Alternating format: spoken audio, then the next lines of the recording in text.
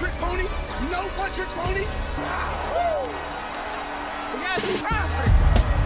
We got 2 rounds. What's good, YouTube? It's your boy, Blue Blood Sports TV, back at y'all with another one.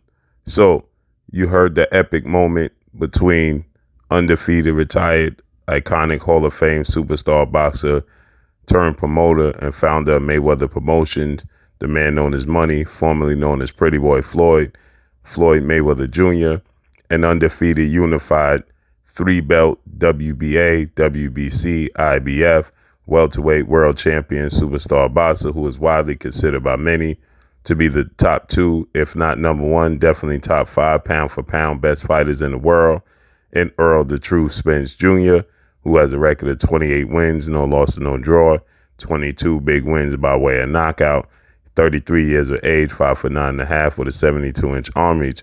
Their epic response live while at the fight, watching the highly anticipated lightweight mega showdown between this man here, undefeated 3-division world champion superstar boxer Gervonta Tank Davis, as he took on lightweight junior welterweight Mexican superstar title contender King Ryan Garcia. And this was a highly anticipated fight. It was very entertaining from the very beginning. It had a lot of storyline to it, a lot of build up to it, and it lived up. Right in the ring, Ryan Garcia, he showed that it was levels, that he just simply wasn't prepared. He wasn't on the level of Gervonta Tank Davis, a fight of this magnitude. And Gervonta Tank Davis showed that there is levels. Ryan Garcia, he came into the fight with 23 wins, no losses, no draws, 19 wins by way of knockout, 24 years of age, 5'10" with a 70-inch arm reach. But Ryan Garcia, he never fought for a world title. So obviously he's never won a world title. He's just never been on this stage, on this big of a stage. And it showed, right? The inexperience showed up, the lack of awareness of where he's at in the ring, a lack of understanding distance, the lack of understanding, the every inch of the square circle and the moment, right? Ryan Garcia, he was simply throwing caution in the wind at times, just trying to hurt Gervonta Tank Davis and get him out of there. And that's not enough. You have to be strategic in your approach in trying to defeat Gervonta Tank Davis, who's very, very skilled, has a very high ring IQ, and is very athletic on top of it. He's very durable, and he's a southpaw, and he's tricky. So with that said, Ryan Garcia in this sequence, in the first knockdown in the second round, he caught Gervonta Tank Davis with a straight right hand, and he thought that he hurt Gervonta Tank Davis, and he went in to try and close the show. He ended up throwing 4 straight left hooks that Gervonta Tank Davis timed, slipped underneath, and encountered him with a left hook of his own and dropped Ryan Garcia in the second round. And then in the 7th round, again, he threw a left hook. He missed it, and he was out of position. He was off balance. He was in an awkward position in a semi-clinch with Gervonta Tank Davis, and he decided to still throw a right hook behind it. And Gervonta Tank Davis, he laughed, slipped underneath it, came up with a left hook to the liver, dropped Ryan Garcia, and that was all she wrote. Ryan Garcia was unable to recover. And so, the lack of experience, the mistakes made on the part of Ryan Garcia ultimately made him suffer his first loss in his career. Gervonta Tank Davis is very equipped to make adjustments. He has a very high ring IQ.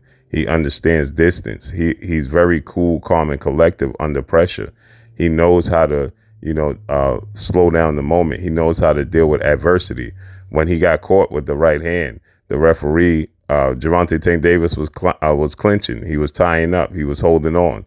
He wasn't hurt. He was just using it as a way to close the distance, to stay close to Ryan Garcia, who's taller with a longer arm reach and has a jab and has hand speed and power. So he used that as an opportunity to be able to stay close to Ryan Garcia. Ryan Garcia, he mistaken that for Gervonta Tank Davis being hurt. When he wasn't hurt, he was just being strategic. Okay, you can see on his face and his body language, he clearly wasn't hurt. He was just trying to stay close to him so that way he can use his size to his advantage, his skill set to his advantage, and his experience to his advantage. And Ryan Garcia, lack of experience and lack of understanding, mistaking that for Gervonta Tank Davis being hurt and was trying to close the show. Gervonta Tank Davis was not hurt. And ultimately, Ryan Garcia, after the fight, he admitted this as Ryan Garcia. He stated that he made some silly mistakes. His inexperience showed up. His lack of preparation essentially showed up. And, he paid the ultimate price. But this is a learning lesson. There's no shame in losing to Gervonta Tank Davis, who's arguably one of the best fighters in the world. OK, Gervonta Tank Davis' only shortcoming is, pun intended, his size. That's the only issue that he has. He has punching power. He has hand speed. He has foot speed. He has a high ring IQ. He has a chin. He's durable, and he's committed to the sport. So the only shortcoming that Gervonta Tank Davis has overall is just the fact that he's just physically challenged in height and arm reach. But aside from that, he makes up with that with his ring IQ and being able to put his opponents in position where he can be successful. And this is where I tell a lot of people that it's going to take a fighter that has extremely high ring IQ, has extreme boxing IQ and boxing ability, is athletic and rangy and long, that can have defensive savvy. They can be slick and they can stay at bay. OK, the key is to understand what Gervonta Tank Davis is trying to do and be able to stay at bay, because he uses little tricks and tactics to stay close. As I just stated, he used the clinching to stay close to Ryan Garcia, but he did it in a manner where Ryan Garcia thought that Gervonta Tank Davis was actually hurt and he was trying to close the show, when all he was just trying to do was stay close to Ryan Garcia. He was not hurt in the fight. OK, he was not, he got touched, and obviously, maybe he was a little buzzed, but he has a great poker face. But ultimately, you could see on his face, and you could see his strategy was to tie up Ryan Garcia, stay close to him, so he didn't have to work behind the jab to get close to him. Just let the referee break, but not break you too far. So when the referee said break, Gervonta Tank Davis didn't allow, or didn't want to allow, the referee to push him too far back where he had to work his way back to the inside. He wanted to stay right there in his chest. And Ryan Garcia, again, mistaking that for Gervonta Tank Davis being hurt, and went for broke, and ultimately he got dropped. And once he felt that power, he was a bit confused as to do he wants to take any more of these clean punches from Gervonta Tank Davis. But he showed a little heart and he went for it. As you see, left hook, 2, right? And here goes the fourth, bang, and he's down. OK, understanding distance, understanding range, understanding Gervonta Tank Davis put you in position for his power to be most effective. He put you in position for his lack of size to be effective. You have to understand what he's doing. And if you don't, you're in trouble, because he has the ultimate equalizer. He has a high ring IQ. He can put combinations. Look at this liver punch. Look at the understanding that Gervonta Tank Davis understood the distance, understood where the opening was. He's going to take what you give him. He's not forcing anything. And that's where fighters come up short against Gervonta Tank Davis. He's not going to force anything. He's going to take what you give him. If you give him the jab, he's going to take it. If you give him the body, he's going to take it. If you give him hooks and combinations, he's going to take it.